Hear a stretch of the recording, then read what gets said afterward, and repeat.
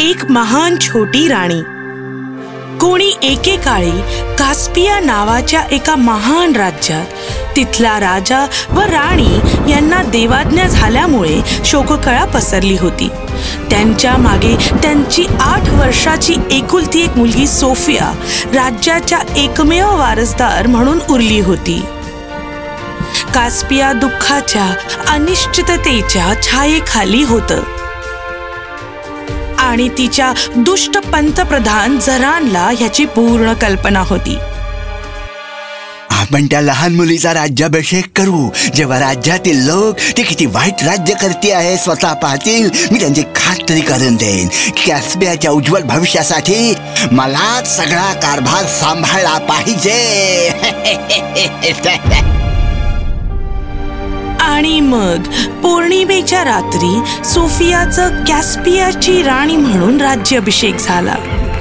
तुताऱ्या फुंकल्या गेल्या, नगारे बडवण्यात आले आणि ती छोटी राणी सिंहासनावर आरूढ झाली. मनात आपल्या नुकत्याच निवर्तलेल्या मातापित्याची आठवणीने व्याकुळ होऊन झरानला तिच्या डोळ्यातील भीती स्पष्ट दिसली व त्याच्या चेहऱ्यावर समाधान पसरले.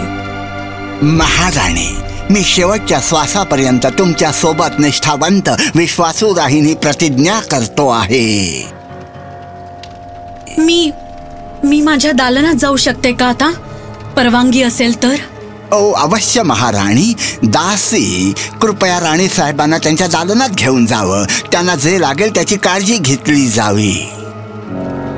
झरानची योजना बऱ्यापैकी यशस्वी होऊ लागली आणि जसं त्याला वाटलं होतं, सोफिया एक लहान मुलगी असल्यामुळे राज्याच्या कामकाजापासून लांबच राहू लागली. ती आपला बराचसा वेळ दासीच्या सानिध्यात घालवू लागली, कारण तिच्या सहवासात तिला बरं वाटायचं. कर तिप्पट करा. सांगा त्यांना हा महाराणीचा आदेश आहे. जर त्यांचा आदेश पाळला गेला नाही तर देहदंडाची शिक्षा होईल सांगावं. आणि तसंच झालं. एक आसुरी धुकं संपूर्ण कॅस्पियावर पसरलं गेलं. लहान सहान चुकांसाठीही लोकांना छळ व शिक्षा केली जाई आणि अभिव्यक्ती स्वातंत्र्यावर पूर्णपणे बंधनं लादण्यात आली. आणि हे सगळं राणीच्या आदेशाच्या नावाखाली.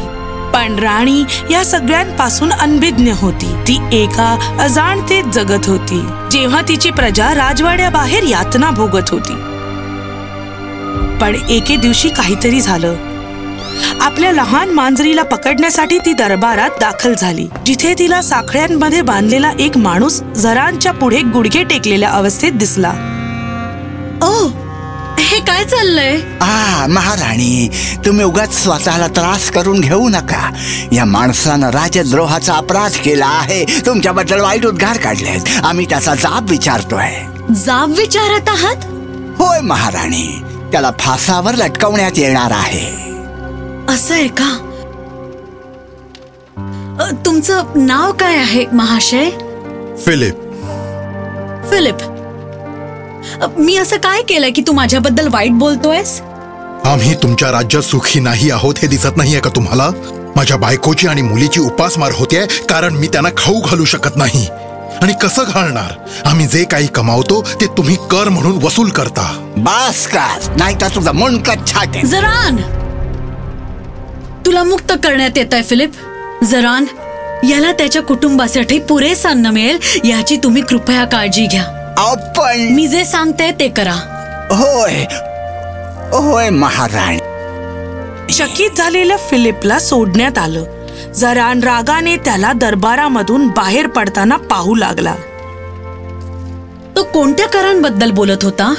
ओ नाही महाराणी, कर जो प्रत्येकाला भरावा लागतो त्याबद्दल आहे. सोफिया मान हलवत उठली व तिथून निघून गेली. हे फार झालं. मला काहीतरी केलं पाहिजे आता. त्या संध्याकाळी तो घोड्यावरून राज्याबाहेर जायला निघाला, कोणालाही न सांगता.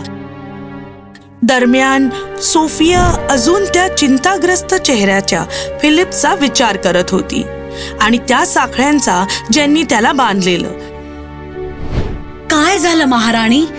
तुम्ही त्रासलेल्या दिसता आहात. सोफियाने तिला सगळं सांगितलं. तसं त्या दासीची नजर खाली गेली. तुला वाटतं का की एक राणी म्हणून मी भावूक नको व्हायला?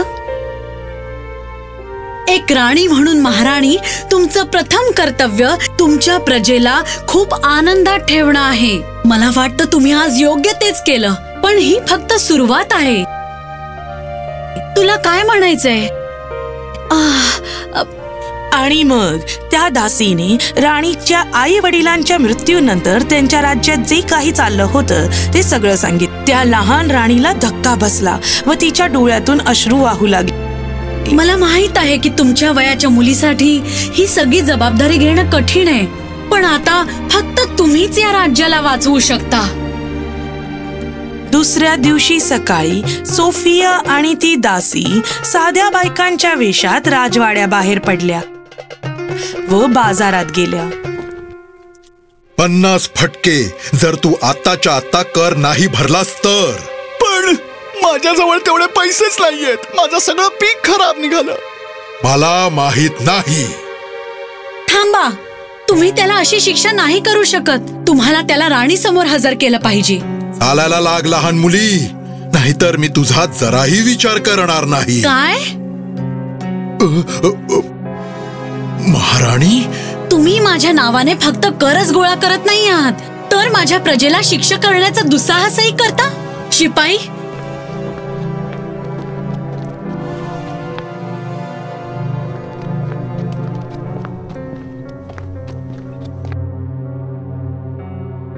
तुझ्या सोबत तो जे करणार होता तेच तू त्याच्या सोबत कर.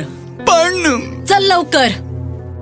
नाही, आम्ही या लोकांसारखे निष्ठुर नाही.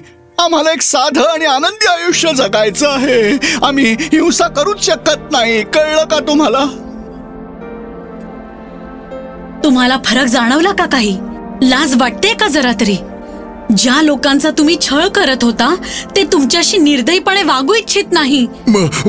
मला माफ करा महाराणी.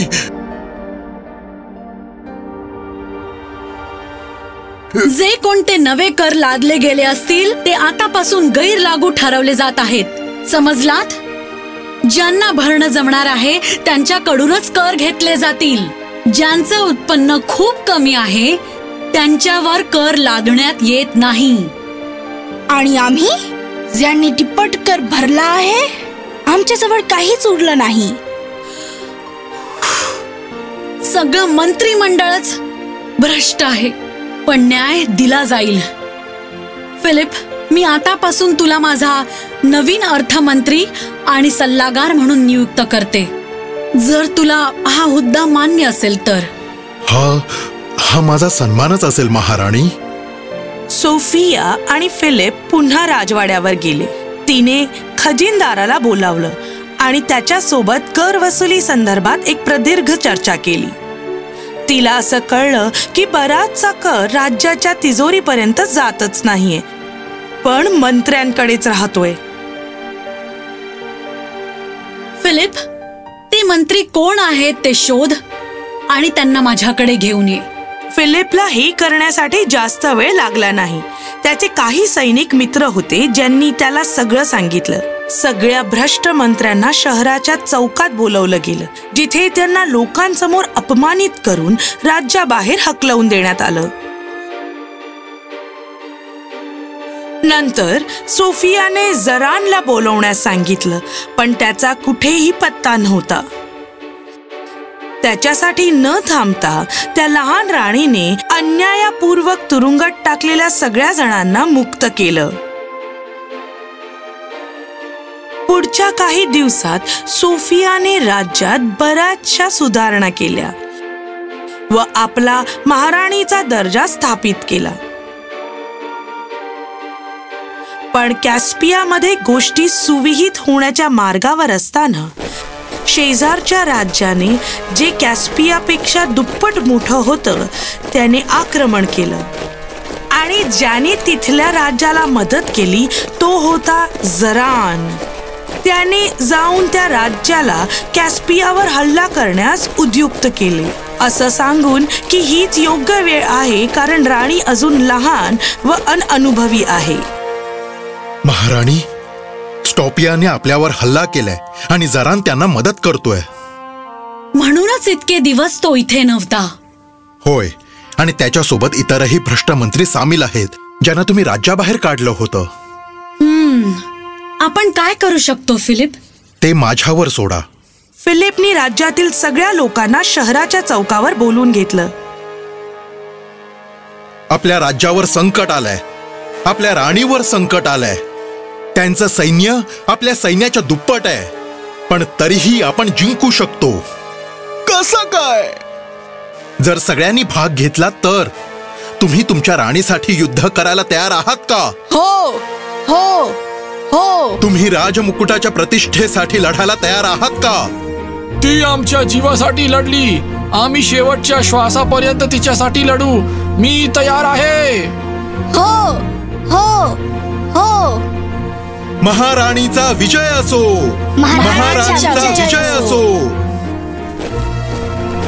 जेव्हा स्टोपियाचं सैन्य कॅस्पियाच्या सैन्यासमोर आलं तेव्हा ते सामान्य बायका पुरुषांना हातात तलवारी व भाले घेऊन झाडांच्या आडून बाजूने हल्ला करताना पाहून चकित झालं. आणि मग त्यावेळी ते ओरडू लागले, धन्यवाद जरान त्याला असं अडकवण्याबद्दल. धन्यवाद जरान त्याला असं अडकवल्याबद्दल. काय? आणि त्या क्षणाला समोरून कॅस्पियाचं सैन्य आलं, हत्ती व घोड्यावरून कूच करत. जरान, तू आम्हाला फसवलंस.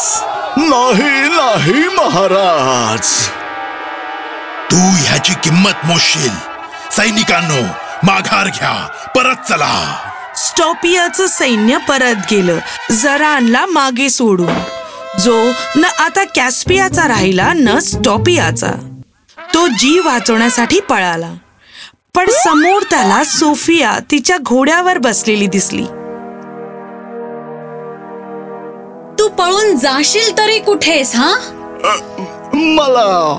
मला माफ करावं महाराणी. मी तुमची क्षमा मागतो. आणि तिच्या आई वडिलांच्या मृत्यूनंतर पहिल्यांदाच सोफिया एका जबाबदार राणीसारखी अधिकारवाणीने बोलली. प्रत्येकाला अशी क्षमा मिळत नसते जरान. काहींना त्यांच्या कर्माची फळं मिळतात. सैनिकांनो, याला घेऊन जा आणि कोठडीत बंद करा. नाही नाही नाही. आणि अशा प्रकारे सोफिया एक छोटी महाराणी म्हणून नावाजली गेली. आणि तिच्या राज्यात पूर्वीपेक्षा जास्त ही शिकवण प्रस्थापित झाली की कोणालाही त्यांच्या अनुभव किंवा वयामुळे कमी लेखू नका.